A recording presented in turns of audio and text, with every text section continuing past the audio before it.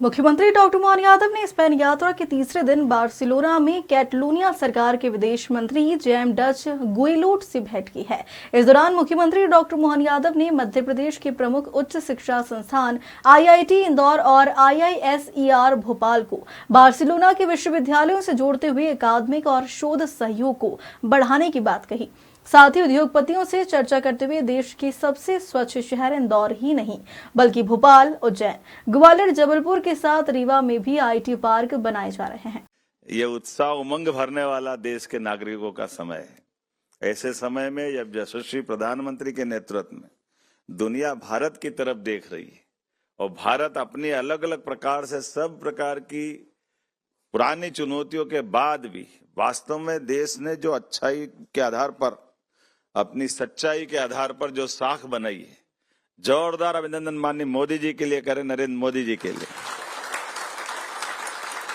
अब मेरे से ज्यादा तो आप बता रहे हो उनकी सारी बातों का, और वाकई अद्भुत भी है। लोग दांतों तली उंगली दबा लेते हैं कि ये भारत वही भारत है क्या जो हमने कहा कि जियो और जीने दो की बात कहता है तो करके कैसे दिखाता है।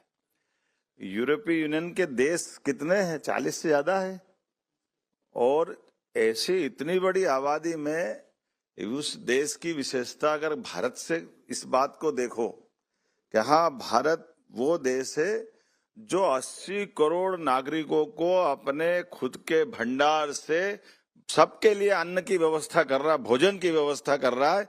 ये हमारी अंदर की ताकत दिखाई दे रही है कि हमारे आज बदलते दौर में भारत की आर्थिक प्रगति की बात देखो तो सारी दुनिया में कहा 2014 के पहले भारत 11वें नंबर पे था, और अभी मैं भाषण दे रहा हूं तब तक चौथे नंबर पे है।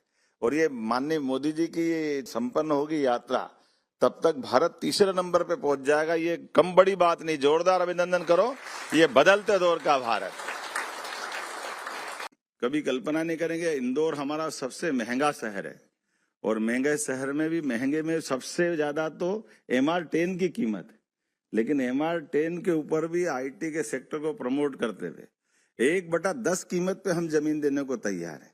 तो ये जो अपना डेटा सेंटर या आईटी पार्क केवल इंदौर में बन रहे थे, अब केवल इंदौर में नहीं, इंदौर, उज्जैन, भोपाल, ग्वालियर, जबलपुर, यहाँ तक कि रीवा ऐसे स्थान पर भी आईटी पार्क हमारा बन रहा है। तो हमारे युवाओं को भविष्य की दृष्टि से रोजगार भी मिले, उनके टैलेंट के बलबूते पर वो अपनी खुद की साख भी बनाए और मध्य प्रदेश और देश को आगे बढ़ाए। कि कुछ बात है कि हस्ती मिटती नहीं हमारी। इकबाल क्या कह रहे हैं? यही तो कह रहे हैं कि हाँ, हमारी अपने अंदर की अच्छाइयां ऐसी है।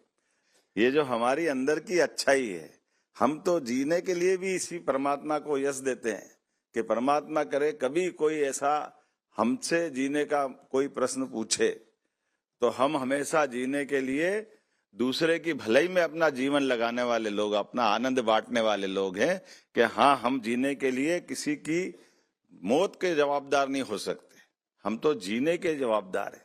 इसीलिए फिर गाने की लाइन याद आती है कि जोत से जोत जगाते चलो, प्रेम की गंगा बहाते चलो। ये हमारे अपने केवल बोलने के भाव नहीं है, ये हमारे जीवन पे उसको धारण करने के भाव है। आपका भी इस देश के साथ, प्रदेश के साथ वही संबंध है जो मेरा संबंध है।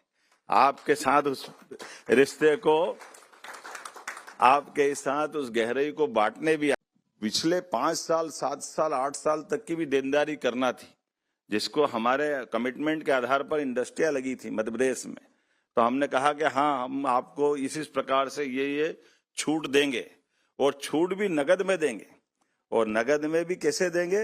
डीबीटी के माध्यम से। जैसे गरीब से गरीब आदमी के भी उसके हक के पैसा सीधे डीबीटी से उसके खाते में जा रहा है, लेकिन हमारी सरकार के माध्यम से 5200 करोड़ का पैसा उनके खाते में डालने का मध्य प्रदेश ने अपना रिकॉर्ड बनाया। सीधे सीधे हमारे भरोसा करने वाले लोगों को, बीच में कोई नहीं। किसी ने कहा बिजली की सब्सिडी का 300 करोड़, तो उसको 300 करोड़ दिया। किसी ने कहा आपने कमिटमेंट किया था इस टैक्स की छूट का, था उसका टैक्स छूट देने का प्रयास किया। मध्य प्रदेश ने अपने लैंड बैंक में पर्याप्त लैंड बैंक इकट्ठा किया, और लैंड बैंक के आधार पर हम अपनी इंडस्ट्रियों के लिए न केवल उनके विकास के सारे पैमाने पूरे कर रहे हैं, बल्कि उनकी जो जो जरूरत है उसकी तुरंत पूर्ति कर रहे हैं। किसी ने जमीन मांगी थी अपने, हम तो विदेश में ही थे, हमने ऑनलाइन सारी पेपर प्रक्रिया करके जाने के पहले उनको कागज का लंदन में उनको अधिकार पत्र दे दिया कि अब हमारी आपको जो फैक्ट्री लगाना वो यही है, जमीन का अधिकार पत्र दे रहे हैं आपको, हमको दोनों को भारत जाने की जरूरत भी नहीं, मध्य प्रदेश भी जाए बगैर यही दे दिया। जैसे अभी हाल हमारे उच्चायुक्त जी ने बताया है क्या हमने यहाँ एमओयू कर लिया, क्योंकि जब अपने ही तो कहते कि तुरंत दान महाकल्याण, करने ये तो तुरंत ही करो, काहे की देर करना है। अच्छा सुबह से शीघ्रम, अपने लिए तुरंत करो जो करना, उससे अच्छी क्या बात। तो ये भाव से तो बात बनती है। यशस्वी प्रधानमंत्री का भारत है जिसका आज जहां भी बासिंदा बैठा है भारत का, उसका रोम रोम एक ही आवाज दे रहा है, भारत माता की। वास्तव में स्पेन बहुत ही अच्छा देश, और उसकी आनंद हमको मालूम है, जैसे दूध में शक्कर मिल जाती है ऐसे आपके आने से इसके आनंद और बढ़ गए। ये एहसास हो रहा है कि हाँ भारत के लोग स्पेन के अंदर भी, बार्सिलोना में भी जो आनंद बढ़ा रहे हैं, ये हमारे लिए कुल मिलाकर के भारत की संस्कृति को जानने समझने वाले लोग जो भारत को जीते हैं उनसे ही मालूम पड़ता है। 32 लाख किसान हमारे यहाँ है, 30 लाख रेगुलर किसान है, 2 लाख हमारे अस्थायी टेम्परेरी कनेक्शन वाले किसान है।